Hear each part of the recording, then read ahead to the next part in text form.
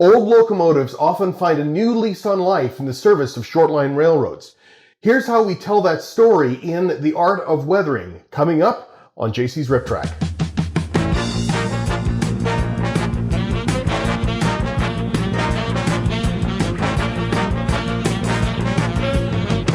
Hi there, my name is John and welcome to JC's Riptrack. If you're looking for tips and advice on how to transform your plastic models into something that you would find on the rails today, then please hit subscribe and that little bell icon so you can be notified anytime I upload a new video. So here's a question. Do you operate lease power on your model railroad? If so, what do you use and how do you represent it? Have you painted or weathered your own? Let me know in the comments section down below. First, a little bit of background. This channel got its start as a direct result of the Down and Dirty weathering contest that was put on by Ron Marsh of Ron's Trains and Things earlier this year. It was done in conjunction with Eric Hall of IMMROcom and sponsored by Midwest Model Railroad. I decided to enter the contest, and much to my surprise, I won. That's where this t-shirt and this mug came from. Thanks Ron, thanks Eric, and thanks Steve at Midwest Model Railroad. I wanted to return the favor by showing what I did with the gift certificate that I ended up winning as part of this contest. Ultimately, it led to the creation of this channel, and now that the Weathering Basics playlist is done, it's time to get work and show you what I did. So Midwest Model Railroad at the time had an N-scale Atlas Trainman GP15-1 in Conrail colors.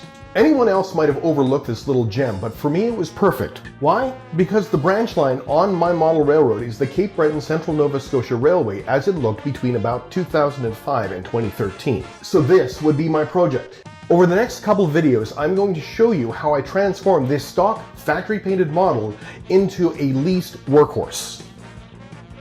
The Cape Breton Central Nova Scotia roster during this time was all leased power from two different companies. They had in service up to 4 GP15-1 locomotives, which were owned by locomotive leasing partners with the road name of LLPX. Since these locomotives originally started life on Conrail, and all of them still bore at least some of the original paint, ultimately I decided on LLPX 1504 as it had one of the more interesting weathering schemes, as you can see from these pictures, from not only online research, but when I happened to be in Nova Scotia in May of this year. When I first opened the box after the locomotive arrived, I took it apart to prepare it for weathering. It took a little bit for me to figure out how to take it apart, so the instructions came out, which made it easier, and really I should have done that in the first place. I put the main mechanism into a plastic container along with any of the clear plastic parts that I removed from the windows, the number boards, and the headlights. This would keep it safe and all in one place. I noticed that the shell felt a little oily to the touch, so I decided that giving the shell a good wash would be the first order of business. Using warm soapy water and a toothbrush, I gave the 3 parts of the shell a good but gentle scrub and set it to dry on a piece of paper towel. And while doing this, I was also developing strategy on how I would actually go about weathering and painting this leased locomotive. After all, the prototype still had the original Conrail markings underneath the paint, and you could see it in the pictures. And I realized in order to get this to work, I was actually going to have to go through the weathering process twice. Well, sort of. In order to achieve this, I would first need to weather the locomotive up to the point at which the Conrail colors were patched up. I would then have to add decals for its new road number, and then continue the weathering process in order to complete the look. One of the first things I realized is that the horn on the prototype had migrated from being over the top of the cab to behind the air intakes. Since this model had the horn in the front, I had to remove it, fill in the holes with Tamiya putty, and then after smoothing it down, hand paint over it. It took a bit of time to try and match the paint. As it happens, the base of Conrail Blue was very close to Games Workshop's Calidor Sky base paint.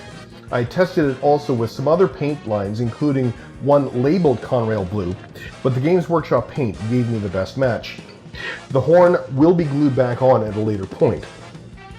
What was obvious from the prototype pictures is that the paint on the locomotive had been neglected for years. While it may have started as Conrail Blue, the paint on this locomotive had become far lighter. Simply dot fading with oils was not going to be enough for this step. I opted to fade the paint with the airbrush at this stage for reasons that hopefully become clear later. I used white scar tinted with a little bit of Lawthorn blue and mixed with some clear matte medium lightly sprayed over the model to lighten the paint.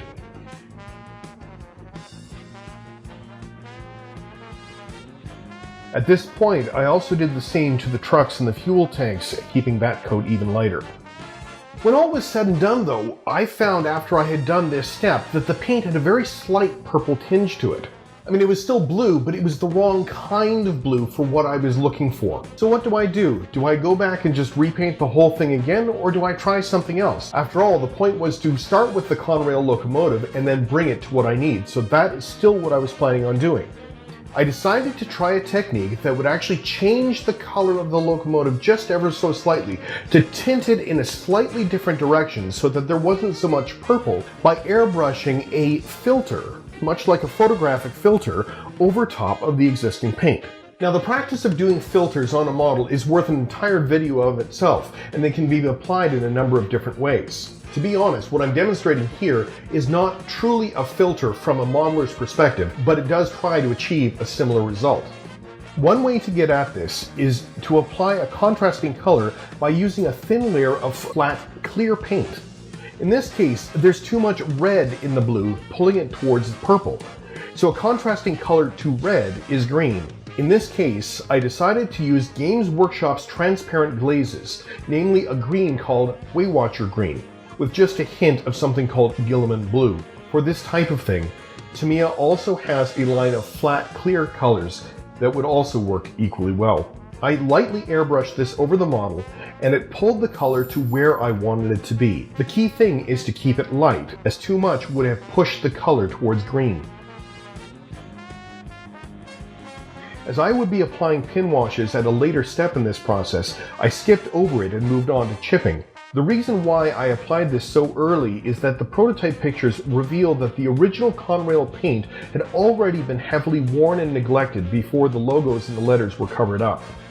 I used a bit of masking tape in places to make sure that the sponge didn't add chips to where it didn't belong, and I kept copies of the prototype picture close at hand. In this case, AK Interactive's chipping color was a very close match to the pictures. Once I had finished applying it with a sponge, I then used a very fine paintbrush to complete the look, matching specific scrapes and scratches that were present on the prototype to the model.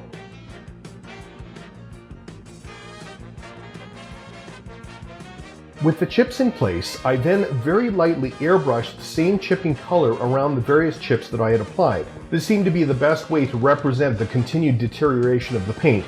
The key is that the fogging effect should never obscure the defined lines around a chip. Paying attention to the patterns on the prototype picture, there were places where I had to mask it off as a part of this process to make sure that the fogging didn't land anywhere it wasn't wanted.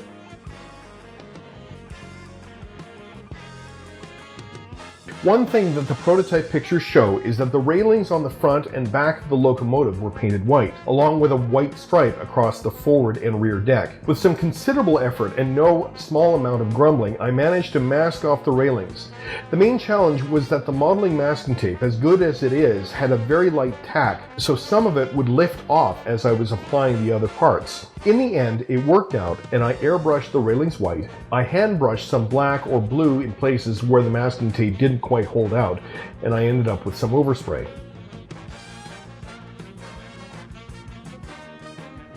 Now was the time to move on to the last step before making the transformation into the leased unit. Using Tamiya 3mm and 6mm masking tape, I worked around the Conrail logos, letters, and road numbers.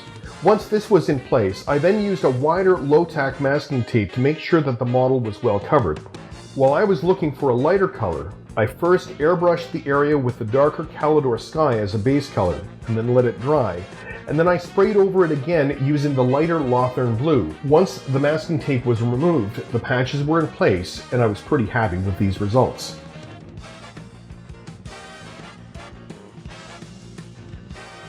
And there's part one. In the next video, while we have come a long way already in the process of weathering this model, the next video entails road numbers and adding a whole bunch of little details to really complete the look. So in the meantime, check out my other videos, and if you're looking to get the most out of your painting and weathering projects, then please hit subscribe and that little bell icon so you can be notified anytime I upload a video. So thanks for watching, good luck, and may you keep on track.